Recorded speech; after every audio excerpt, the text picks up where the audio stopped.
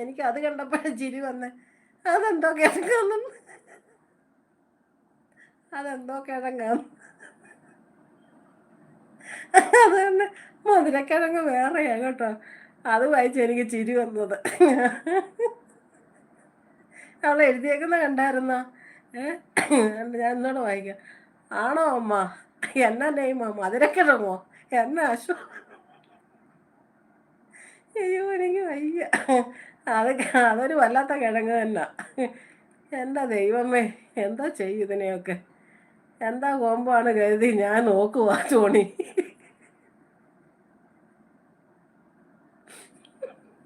ഇതൊരു ഇത് കോല് പോലാണ്, മധുരമുള്ള കോല്.